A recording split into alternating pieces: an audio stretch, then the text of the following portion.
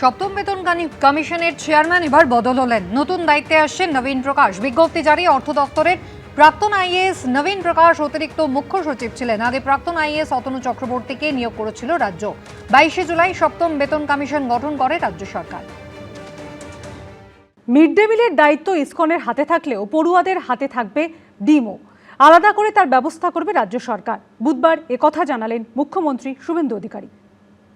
আমরা এসএইচজি গ্রুপের মাধ্যমে প্রোটিনযুক্ত ডিম আলাদা করে আমরা দেওয়ার ব্যবস্থা করছি। মিড ডে মিলের দায়িত্ব থাকবে ইসকনের হাতেই, কিন্তু তাহলেও পড়ুয়াদের পাতে থাকবে ডিমও। আলাদা করে তার ব্যবস্থা করবে রাজ্য সরকার।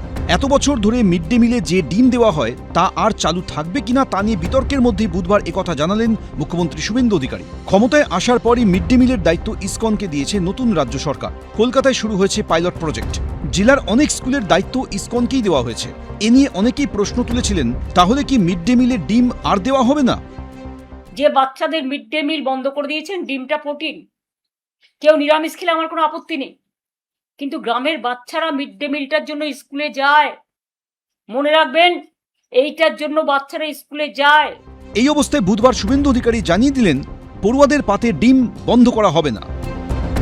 1 আগস্টেই পাইলট প্রজেক্ট হিসেবে কলকাতার একটি বড় অংশে ইসকনের দ্বারা মিড ডে মিল বিতরণ হবে এবং ইসকন সাত্ত্বিক শুদ্ধ প্রোটিনযুক্ত খাওয়ার পরিবেশন করবেন।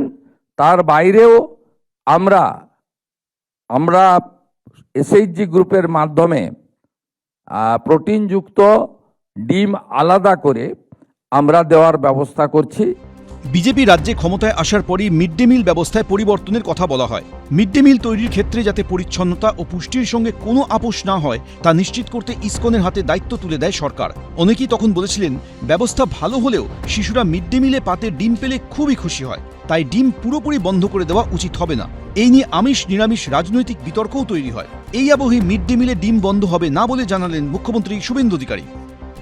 হাই স্কুল এবং আপার প্রাইমারিতে মিড ডে মিলের বরাদ্দ ছিল 10 টাকা, প্রাইমারিতে ছিল 6 টাকা 78।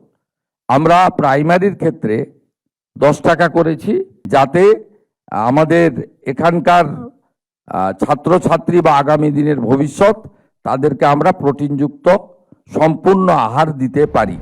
আগামী দিনে শিক্ষাক্ষেত্রে নিয়োগ সম্পূর্ণভাবে স্বচ্ছভাবে করা হবে বলে আশ্বাস দিয়েছেন মুখ্যমন্ত্রী শুভেন্দু অধিকারী। রুমা পালের রিপোর্ট, এবিপি আনন্দ, কলকাতা। এবিপি আনন্দ, এগিয়ে থাকে, এগিয়ে রাখে।